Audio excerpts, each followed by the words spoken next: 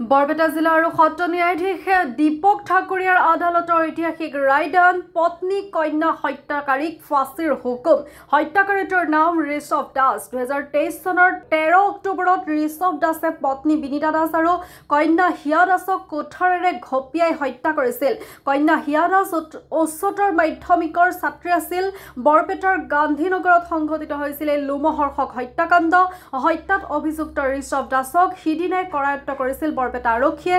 এই ঘটনাৰ প্ৰায় 8 বছৰ পূৰ্বে নিজ ভনীয়েক এগৰাকীক দাৰে আক্ৰমণ কৰি হাতৰ কেইবাটাও আঙুলি ছেদ কৰিছিল অভিযুক্ত ঋষভ দাসে। প্ৰথমবাৰৰ বাবে বৰপেটা জিলাৰ সত্ৰ ন্যায়াধীশ আদালতে হত্যাকাৰীক ফাঁচীৰ হুকুম প্ৰদান কৰিছে। আজি মাননীয় ডিষ্ট্ৰিক্ট এণ্ড ছেছন জাজ দীপক ঠাকুৰীয়া ডাঙৰীয়াৰ আদালতে ঋষভ দাস নামৰ এজন অপৰাধীক কেপিটেল পানিছমেণ্ট তাৰ মানে ফাঁচীৰ হুকুম প্ৰদান কৰে।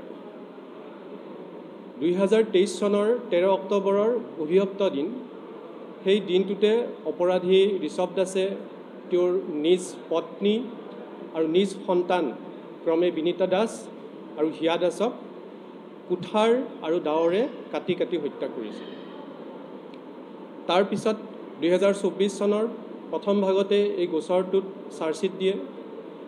তদানীন্তন সেই সময়ৰ আয়ু আছিল বিশ্বজিৎ নাথ আৰু এই গোটেই কেছটো মনিটৰ কৰিছিল সেই সময়ৰ আৰক্ষী অধীক্ষক অমিতাভ সিনহা ডাঙৰীয়া আৰু তেওঁলোকে প্ৰচিকিউশ্যনৰ লগত এটা শৃংখলাবদ্ধভাৱে তেওঁলোকে এটা সম্পৰ্ক ৰাখি তদন্ত চলাইছিল আৰু চাৰ্জশ্বিট দিয়াৰ পিছত এই গোচৰটোৰ প্ৰায় 2 বছৰ ধৰি তদন্ত ট্ৰায়েল চলে আৰু ট্ৰায়েলৰ অন্তত যোৱা 16 অক্টোবৰত ঋষভ দাসৰ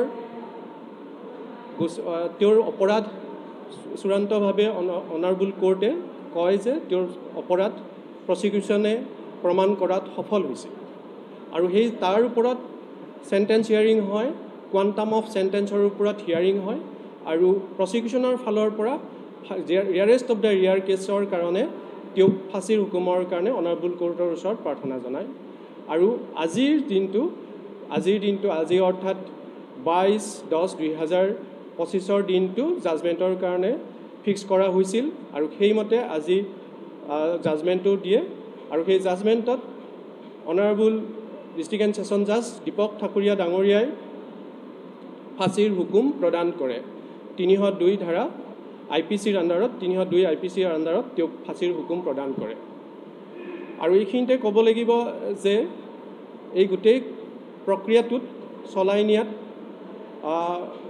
প্ৰচিকিউশ্যনক আৰক্ষীৰ ফালৰ পৰা যিখিনি সহায় সহযোগিতা কৰিব লাগিছিল কৰিছিল, তদন্ত ভাল হৈছিল আৰু ক্ষীপ্ৰ ন্যায় প্ৰদান কৰিছিল।